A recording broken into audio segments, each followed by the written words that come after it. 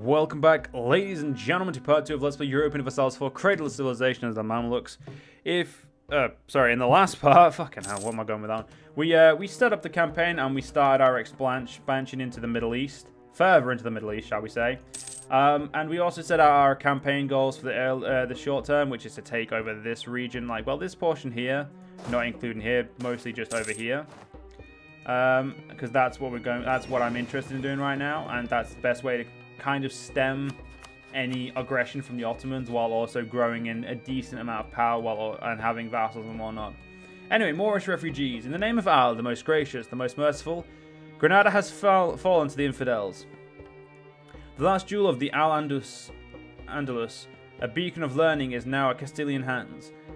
As the Islamic world reels from this loss, Moorish refugees flock to the Muslim cities and courts of North Africa and the Middle East, bringing with them knowledge, works by exceptional scholars like Abu al-Walid ibn Rushad, Abu al-Qasim al-Zahari, and Abu Bakr ibn Tufail.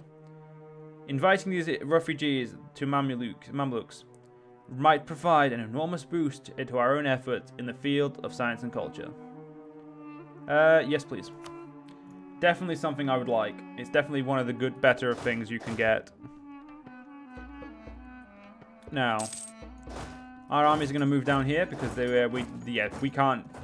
Our vassals could not fight against these alone. So what we're going to do is we're going to bring ourselves our men down here, and we're going to do this ourselves, basically. We're going to block off this position. Now what we're going to try and do, they're going to run up there, as I expect. I kind of expected that. They're going to probably come around and try and attack me from the north, which, I'm not going to lie, is a very valid strategy. It's definitely good trying to move me, or attack me from somewhere I'm not actually looking for them to be attacking me from. But at the same time, it's also a very shit strategy because of the fact that it's not going to change my battle strategy. I'm still going to be doing the same thing. And you know what? This is presenting me with a situation to get these guys as vassal earlier than I normally would. And in the situation I'm in, this is actually a great idea. So when we've sieged them down, I'm going to be gaining a lot more aggressive expansion early on, but at the moment, between wars, it's going to be doable. Because of them, I may seem quite aggressive right now, ladies and gentlemen, but trust me, this is actually the least aggressive I will be. Anyway, trade guilds and fraternities. Guilds and fraternities are a constant factor in the public life of the Sultanate. In many ways, these small communities within the community, with their own rules, customs, and even laws. It is also very common for these associations to indulge in mystic traditions, Sufism, and often unorthodox adaptations of the Sharia. Something that sometimes makes it hard for the laws of the ulama to penetrate the urban milieu. I actually don't know how to say that, but anyway. An artisan in Halab has reached out to the state, warning us of a local guildsman with a great influence on the local affairs. Anyone wishing to take up craft in the city is currently required to be approved by this man and then swear an oath of allegiance. This is unacceptable. And these guys are now our vassal. Now, I added these guys a little bit too early, which means I'm more over my limit than I should be. But at the moment, it's actually very important that we get them because they offer a further control into this region sooner, when normally I would actually have to go through multiple people to obtain it. Now, Al-Hafe is going to revolt, which is fine. One army should be enough to deal with it. If not, I'm going to send a second army up just to make sure. We're going to try and take them out, but I don't see that working now. I'm actually going to do nothing to these guys. I'm just going to take them on in. Because being greedy in this campaign is definitely the best way to get killed. And as you don't want to be killed, being greedy is not the way to play. So what we're going to do is we're going to just take this land. And you're probably saying, but my words are probably a little bit contradictory, as I did just vassalize these guys. But that wasn't being greedy. That was something that I was going to do eventually. And it would have been within the next 10 years. So at this point, it was really just a... not a moment of kindness, but it is definitely just a, I was going to do it sooner or later, and I was given the opportunity sooner. And it looks like the Ottomans are actually not going to annex these guys, which means I should have actually kept the mission. But we're going to go over our Ottoman Empire needs reserves needs to recover. And we're going to do exactly that. We're going to just train our men and increase our professionalism to the first tier, which is salaried soldiers, and we're going to get the ability to drop supply or build supply port depots. Now, supply depots are just a very interesting building. You drop them in a province for 2 years, and basically they just they give you bonus supply limits. So you can sit in that province with, say, if like an army is like too big, we can drop when you get salaried soldiers for 20. I think it's 20, isn't it? Yeah, for 20 military power, you can just drop a 50% increase to supply limit and basically just keep your army there, and it's fine. A talented judge. Acquiring an education in philology and law is often a long process involving studying classical works of law under the tutelage of the sheikhs of various madrasahs. For every work or commentary learned, the student acquires a certificate, an ijazi, or jaza. Depending on what madrasah on which sheikh, the word of the ijazi may not necessarily be the same. A specific learned man has been lately making a very good impression on the madrasah around the country. No doubt he has a great career as a Qadi or Mufti ahead of him. I hear Aleppo is in need of a new one. Yes, I hear they are, because cheaper state maintenance is always nice. Now, we're getting close to our first annexation. Now, it's either Hejaz or these guys, and I'm going to be doing Fadal because, well, I don't know if it's not obvious, but they're in a kind of position where it's just going to be easier to annex them. Now, since the game doesn't want to give me the mission, I'm just going to do this myself, which is where I'm just going to annex them. Now, I'm going to be putting myself in what's known as... Oh, okay, they've just been annexed, so... We're going to go ally with Dulkadir, and we're going to go ally with these guys. Now, this is going to put me way over my limit, which, at the moment, we can sustain. Like, we can sustain this for the future, because we're going to be using diplo points on tech. Admin and military points are where we're going to be needing to spend on ideas and, what's it called? Off of ideas. Why the hell do I have a 21k rebels? Okay, so this is not good. We've just been given 21k rebels. Now, that's... The game has decided to test me and also be telling me to fuck myself at the same time. A letter arrives from Ethiopia. We've received a letter from the Ethiopian Emperor today. This message is a detailed account of many perceived misdeeds of our Sultanate against the Copts that reside within our borders. There is likely little reason for concern, however, as the patriarch of both the Egyptian and Ethiopian Copts is in a hostage. It seems very unlikely the Ethiopian monarch would risk the safety of his patriarch over a matter such as this. Send a sarcastic reply. That's much more me. So I'm not looking forward to these 21k, so I'm actually going to bring up my other army. We're going to basically do this. And ambassador detained. The Ethiopian Emperor was so displeased by our reply to his letter that he had our messenger detained. Now, as this is next to a fort, I'm actually going to ignore the province for a minute and move my men to surround here, and we're going to just get ready for a basically just a nice little quick murder or slaughter of said army. We're also going to get a national unrest guy because at the moment we kind of need it. It's cutting into our income, but it's at the same time very necessary. So once you're done there, get over there. You return to there, and you know what? You can return to Alexandria, or I'll just say Alexandria because I don't actually know how to pronounce it in the correct way. So yeah, there we go. We did lose 4,000 men, and we are technically now way more men down than we should be by now. So right now we just need to hold off from war completely. The only reason we need to go to war is if we're declared war on at this point. Anything other than that, and it's just not necessary. And hopefully Dulkadir can hold. We can hold here from the Ottomans. I don't know. Yeah, I don't know. The Ottomans haven't killed Byzantium or Albania yet, so... And they're allied with France, which just makes no sense. Oh, wait, no. Yeah, no, France isn't rivaled against me, so why the hell would... whatever. It doesn't matter. We can live with that, and... Right, yeah, you need to be maxed at 200. We are trying to max relations with you. Well, let's influence you. And we'll send a gift, and we'll get these guys annexed straight away, because right now these guys are in the best position for me to be annexing.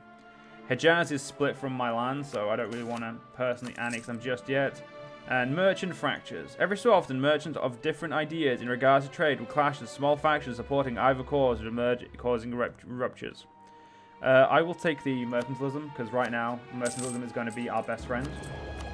So the higher we get mercantilism, the more money we can make through Alexandria. Now there are different types of ways of trading, and I'll talk about those later when they're a little bit more prudent. But Fidel is now going to get annexed, and they're going to get annexed pretty quickly. It's going to be done by October 56, so that's pretty quick. And while we do that, I'm going to basically be waiting for military tech 6, so I can start mass producing men. Or, well, mass producing in a roundabout way of saying. I did not mean to build that. Where the fuck is it? It's there. Get out. What I would like to build is these 3 buildings, because they're good merchant quarters to have. And let's have a look at our army. So right now we're up to 20% here because of the fact that we were busy with them. And same over here. Now we've got the Mamluks in session again. So see having a Circassian heir gives us maxed out, because the Mamluks were originally Circassian. Anyone else is it's less. So we're actually going to stick with these guys. The best alternative one is no ties, and we get a 425. Now our leaders are always going to actually be pretty good, ladies and gentlemen. Now this has actually made my diplomacy a bit more of an issue, because of the fact that well, needless to say, it wasn't going to be an issue, but now it has become one. So we need to we need to annex some of our vassals pretty quickly. So the Fidel is going to be disappearing, and probably Medina in next year. Well, this year we're going to try and get rid of as well. Purely because getting rid of both of them it needs to be done. We are the custodian of the holy city, so we don't need to worry about that as far as we're concerned. They just need to disappear. Now we have lost our general here, and I'm willing to get a general here again, just so I can drill.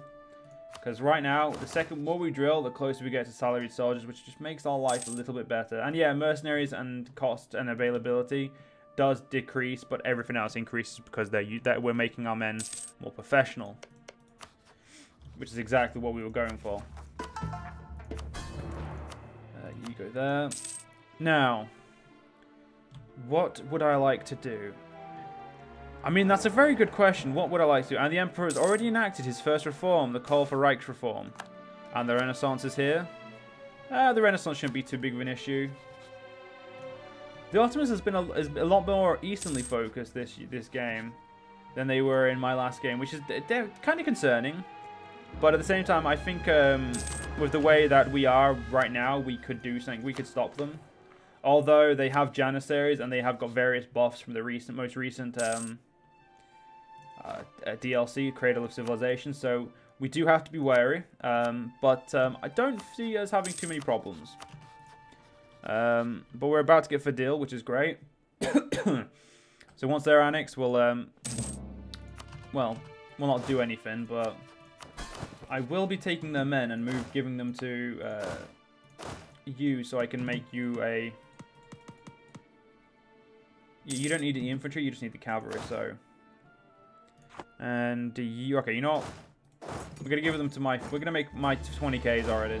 Now the reason why I'm gonna start making 20Ks early is because having 20Ks early is it's better, and we can have 20Ks around, so it's not as if it's too big of an issue. Like if we look at supply limit, we've got 15 over here, 10, 15, 21. Like it's not too big of an issue. It's not out of the ordinary to have such an army, and with supply limits increasing, it's not going to be a problem. I'll lose that 10 prestige for now. The lesser of two evils. National ideas. Now, the first idea we're going to go for is economics, because our economy's kind of shite. We are making 5, but our economy can fluctuate pretty badly. So for now, I'm going to increase our economy, and in the long run, it's going to be much better for us to have the economy built up and ready for us, instead of having to wait on said economy and wonder if it's okay.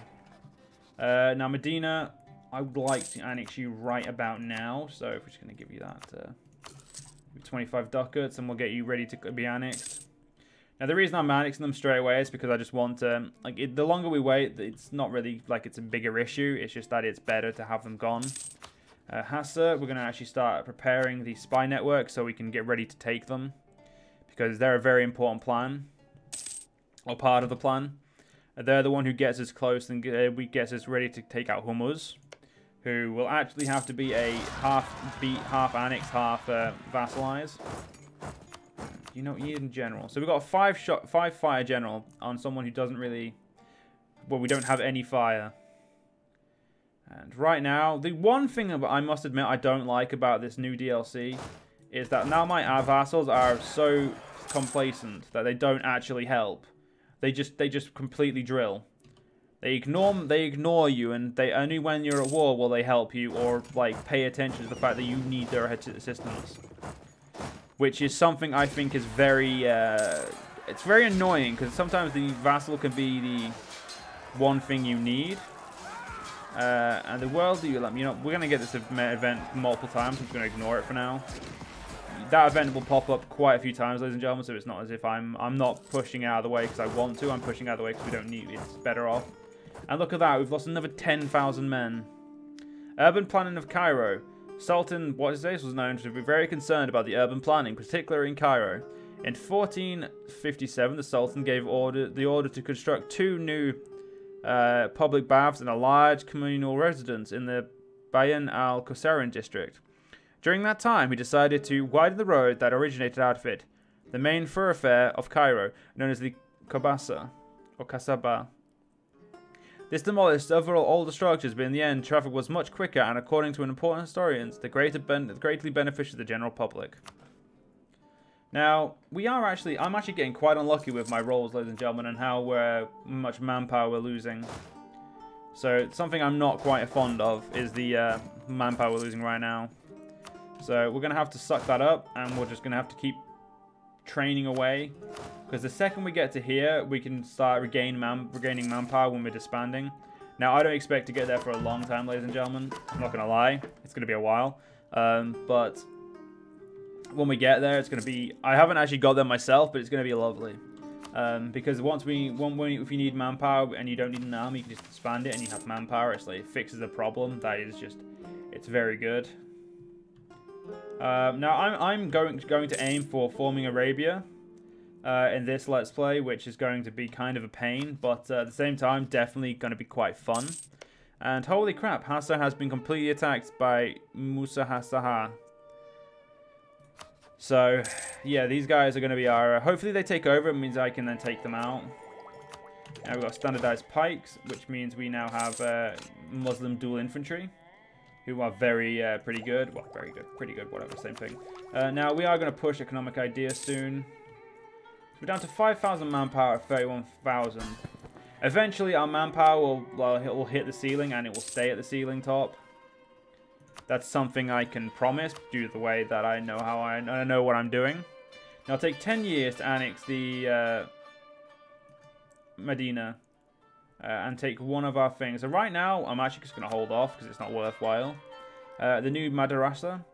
Prominent citizens of Syria have made a number of charitable donations for this establishment of a new madrasa in Trablus. They've invited scholars not only from wider Syria, but also Al-Qahira and even foreign theologians. Which means we get a missionary speed up there, which I don't think actually matters because it's not something we need to convert, so... If it was someone we needed to convert... Oh, no, it is. Trablus is someone we needed to convert. It's just the fact that we're still not able to because we don't know. If we had some stability, we could convert it, but until then... We are going to be lacking that. Now, I think Najd should be is definitely going to be a target we're going to go with. Now we're going to start claiming this, even though it's going to be under their leadership soon, because these provinces need to be taken, and so do they. Now, I'm looking forward to taking out Najd, even though they're kind of allied with quite a few people, and Hormuz is one of those people again. Hormuz loves to get in the way of my business, it seems. Although I know for a fact they're not doing it to bother me, they are obviously a pain in the ass. Now, another thing I should note is that you can now promote your advisors if you want a certain advisor and he's level 1. You can pay to promote him, so you can have a multiple level advisor that is you started with, which I think was pretty cool. So I really do not want these guys like drilling right now, but it's really necessary for us to drill them, which is this is like one of the big problems. And oh god, Hassa, you actually won! Holy cow! So that's actually made our life a little bit easier, because Hassa only has Baluchistan as an ally, and Baluchistan is too far away to give a crap. And Baluchistan's more than likely going to cripple itself, just like the Timurids does. They're both going to cripple themselves, which means Hassa is going to be open for a very, very, very brutal strike of like a strike in war. I'm going to get rid of that guy because we don't need him there anymore. Now, once we hit about 20k manpower, that's when we're going to start some more offenses again. And we are very close to getting organized bureaucracy. And I think we're going to get bureaucracy and then end the part, ladies and gentlemen. I think that's a great place to end the first part, or the second part, or the first session of the Mamluks on the Cradle of Civilization. There we go. We have bureaucracy. So, ladies and gentlemen, I hope you guys have enjoyed, and I will see you guys in the next part. I'll see you guys then.